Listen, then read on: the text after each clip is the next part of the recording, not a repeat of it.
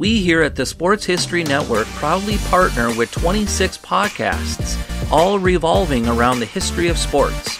But did you know that many of our hosts were sports history authors way before they started their shows? It's true. We've got Joe Ziemba, host of When Football Was Football, Joe Zagurski, host of Pro Football in the 1970s, Mark Morthier, host of Yesterday's Sports, Tommy Phillips, host of Lombardi Memories, and Scott Adamson, co-host of From the 55-Yard Line. All these authors have many books for you to choose from. To check them out, go to our website at sportshistorynetwork.com/sportshistorybooks. Pick up your copy today. Soundtrack provided by Kevin MacLeod of filmmusic.io. This podcast is part of the Sports History Network, your headquarters for the yesteryear of your favorite sport. You can learn more at sportshistorynetwork.com. Now, this is Jeremy McFarland for the Footballers Family Podcast, and I was thinking back in 1998, I had the opportunity to go up to the Pro Football Hall of Fame in Canton, Ohio. My dad took me, and I know that basically he was there for the ride. For years, my family would ask, "Well, where do you want to go for a summer vacation?" And I would always say, Canton, Ohio, Canton, Ohio, Canton, Ohio, and they take us to Florida. But the year between my freshman and sophomore year at Freed-Hardeman, my dad said, "We're going to Canton, Ohio. We're going to do it. We're going to go for a couple of days. We're going to go up to Cleveland, drive to Canton. We were going to go to the Rock and Roll Hall of Fame in Cleveland, but we didn't get a chance to do that. But we drove to Canton, Ohio, and I'll tell you what, it's a neat little drive there. And I was expecting kind of driving up to this hallowed place to kind of come out and go, oh, like with lights around it. But you have to go under an overpass, and there it is. It's an interesting place to put a Hall of Fame. In fact, I have up on my desk right now a little football that was given to me at the Visitor Center that at Canton, Ohio, that I had Walter Jones sign, and now he is enshrined in the Pro Football Hall of Fame. The Pro Football Hall of Fame was built in 1963. Actually, it was established in 1963. It started in 1962.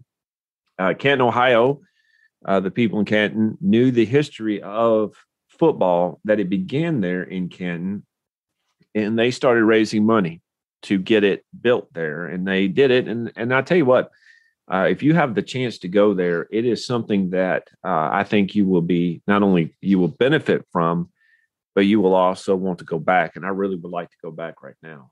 As of 2020, there are 326 members enshrined in the Pro Football Hall of Fame.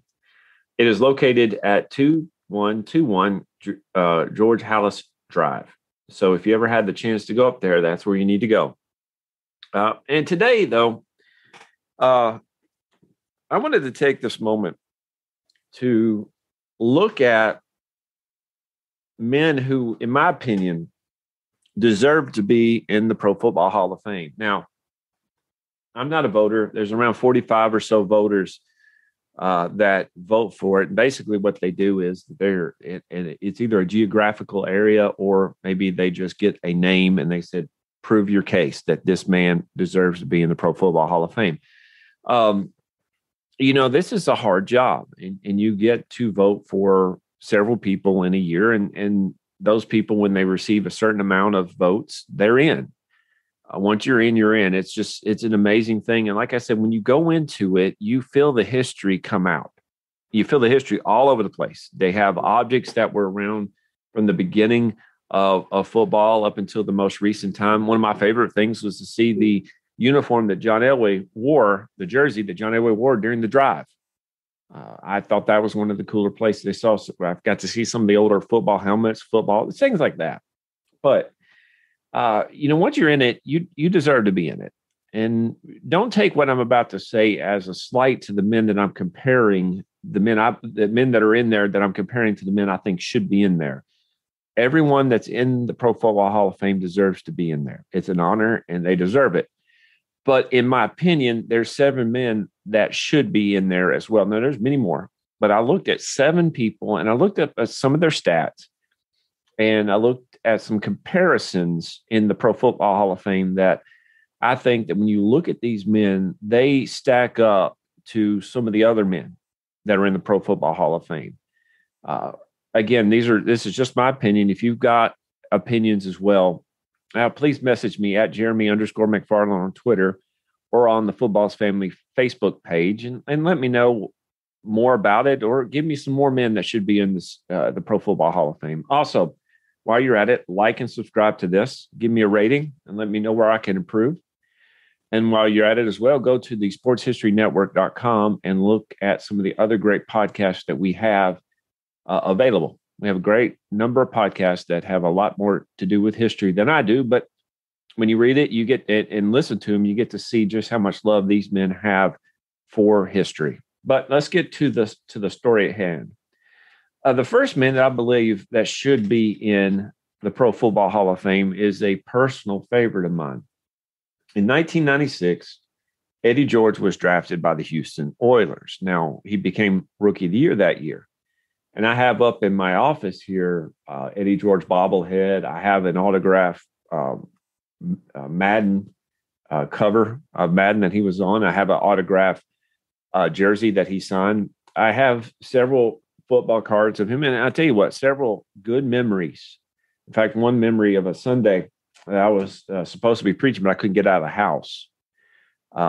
We were at the house in Bon Aqua, and I remember turning on the TV that day and watching Eddie George run all over the Cleveland Browns in the snow. Just great memories of him in Super Bowl, great memories of him running for the Titans. And it was really with him that I learned what turf toe was. And I know that has to be extremely painful. Eddie George was the Titans offense until Steve McNair pretty much took over. Eddie George was the center point of this team for several years. He played for 9 years, and I really don't count the time he played for the Dallas Cowboys. I just don't count it. It hurts to think of him in anything but two-tone blue. Now, I want you to listen to these stats here. Eddie George played in 141 games, and you're talking about playing as many snaps as he did. That's incredible. He averaged 91 yards. This is from Pro Football Reference. 91 yards. Had 2,865 rushing attempts for 10,441 yards and 68 touchdowns. He was a 4-time Pro Bowler and a 1-time All-Pro. Now, this is important because of the time he was playing. The running back started to become less as a center point of the offense, but with Jeff Fisher's offense, that's what he was. He was the center point of the Titans offense. Now, I want you to listen to this. According to Pro Football Reference, the average running back in the Hall averaged 90. This is just taking every running back in the Hall. This is what they averaged: 95 yards per game, 151 games, 2,552 attempts, 10,991 yards, and 86 touchdowns. Now, Eddie George matches up pretty well with this. Now, will he ever get in the Hall? I believe he will, but it'll be a little bit. He deserves it. But we're talking about a man who was center to a team, that a team leaned upon him.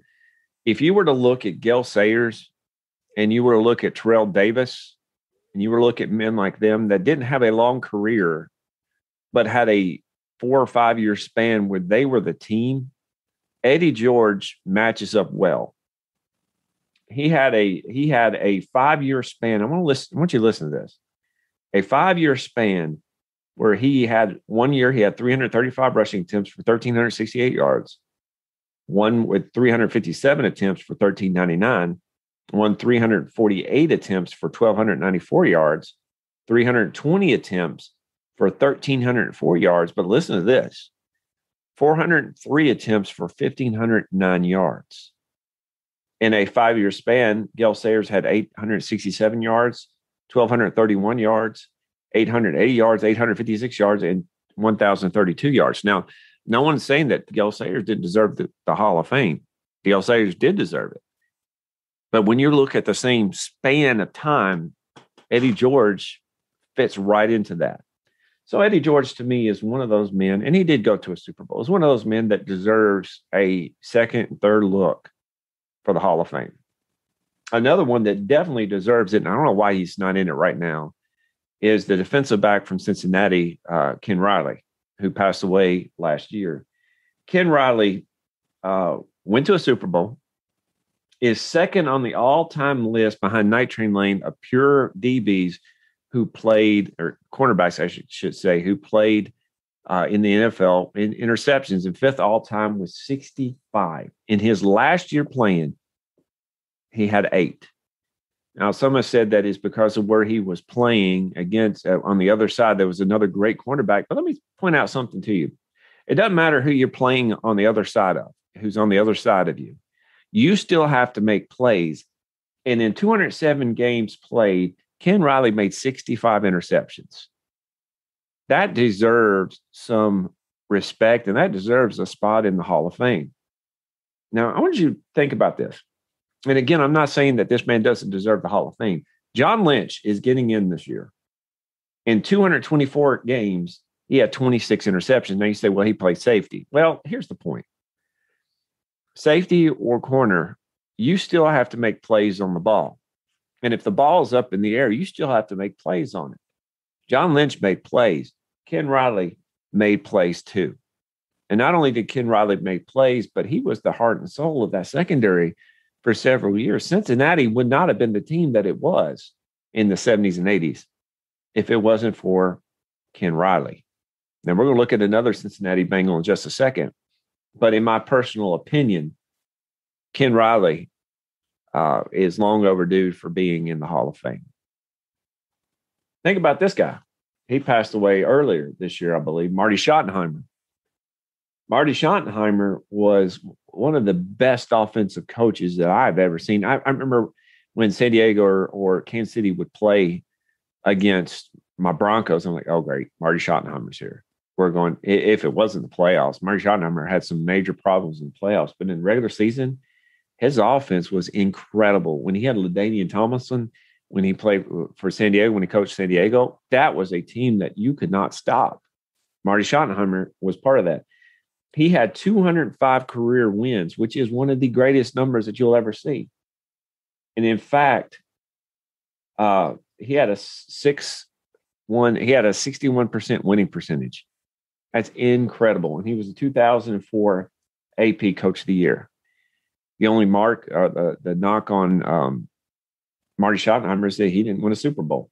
But I want to throw this out here. Marv Levy, who deserves to be in the Hall of Fame because he took his team to 4 straight Super Bowls, had 143 wins. That's 6.1 or 61%, I should say, winning percentage with the Buffalo Bills. Now, does Marv Levy deserve to be in the Hall of Fame? Yes, he does. But in that same respect, to me, Marty Schottenheimer deserves to be as well. Now, I want you to also think about this man as in addition to that, Dan Reeves. Now, growing up, Dan Reeves and that country accent of his, which is worse, I wouldn't say it's more than I had. Dan Reeves was a man that I remember fondly because he was the coach for my Broncos. He took the Broncos to 3 Super Bowls, and he took the Atlanta Falcons, the Dirty Bird. He took them to another Super Bowl. So he went to 4 Super Bowls like Marv Levy. He was a 2-time Coach of the Year with 190 wins. And listen to this. In 9 seasons, he won 10-plus games in a season. That's insane. With the Broncos, he had a 60% winning percentage. Does Dan Reeves deserve a consideration for the Hall of Fame? I think he does. He won a couple with he won a Super Bowl with the Cowboys, but you think about this. Coaching and playing are 2 different things. I think he deserves it. Another one that I remember watching growing up was the quarterback for the New York Giants, Phil Simms. Phil Simms, in 164 games, had a 95-64 record with 33,462 yards and 199 touchdowns. It should be 154 games. Sorry, I put down the wrong number. 150, but he still had an incredible winning percentage. He had 11 comebacks, 17 game-winning drives, and was part of 2 Super Bowl winning teams for the New York Giants. In the Super Bowl when he played against my Broncos, he won 22. He went 22 for 25 in attempts and completions with an 88% completion percentage. That was a record that will probably never be matched in a Super Bowl. And he was the Super Bowl MVP for that year. Now, I want you to think about Phil Simms and head to another Cincinnati Bengal that deserves to be in the Hall of Fame, and that is Ken Anderson, who also had a high winning percentage with 91 and 81, with 32,838 yards and 197 touchdowns, went to the Super Bowl as well. Now, think about those two. Ken Anderson didn't win a Super Bowl. Phil Simms won 2. But Ken Stabler, who played around the same era, in that same, had 184 games, threw for 27,000, I should say, 938 yards and 194 touchdowns, and had a high winning percentage as well. Now, again, Ken Stabler deserves to be in the Hall of Fame, but with Phil Simms and Ken Anderson's record and their passing, I think they deserve to be in that in addition. And there's one other player, and this man has gotten a bum rap because of one play, and that is the wrong way run, and that is defensive end and tackle Jim Marshall he played for the Cleveland Browns for 1 year, but he mostly played for the Minnesota Vikings. And if you ever look at the older film of them with their purple uniform and their purple helmet, their white uniform and the purple pants and playing outside, that is the Minnesota Vikings that people hated to go play against. Jim Marshall was part of that problem that they hated to play against because he was such an amazing player. He had a chance to play for 270 games in his career for the Minnesota Vikings. He played in every single one of them. 270 games. We marvel at Brett Favre and what he did. Jim Marshall did the same thing. It's just incredible what Jim Marshall did.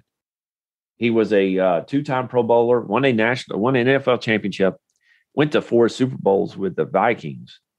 I would compare him in his abilities and his tenacity and his talent to people like Bruce Smith and Deacon Jones. You know, they played in different times. Deacon Jones played about the same time that Jim Marshall did, but you're looking at the same ability, the same power, the same grace, the same move. Jim Marshall he could play in today's time. He deserves the Hall of Fame. Well, here's the problem. People are going to look and say, well, he's a wrong way one. We can't have that in there.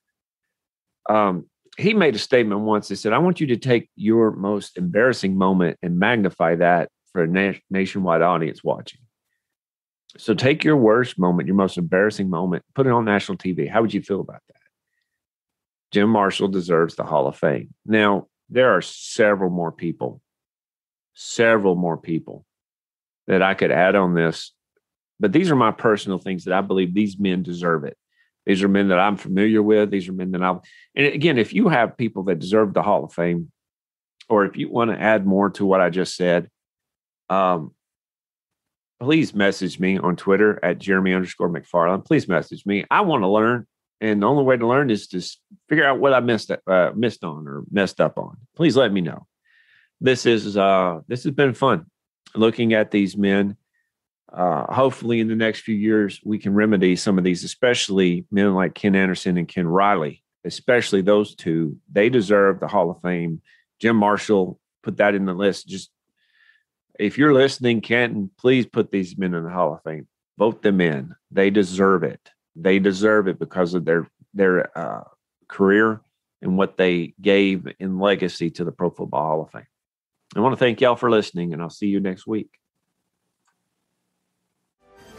The 2021 Professional Football Researchers Association Convention will be held at the Gold Jacket Lounge at the Pro Football Hall of Fame during the final weekend of June. Convention speakers will celebrate the 100th anniversary of the founding of the NFL. The fee for the convention is $50 for members and $100 for non-members. The fee includes admission to the convention and Pro Football Hall of Fame, meals on Friday evening and Saturday afternoon, and free parking. All convention activities are subject to COVID-19 protocols. For more details, click on the 2021 PFRA convention link at profootballresearchers.org.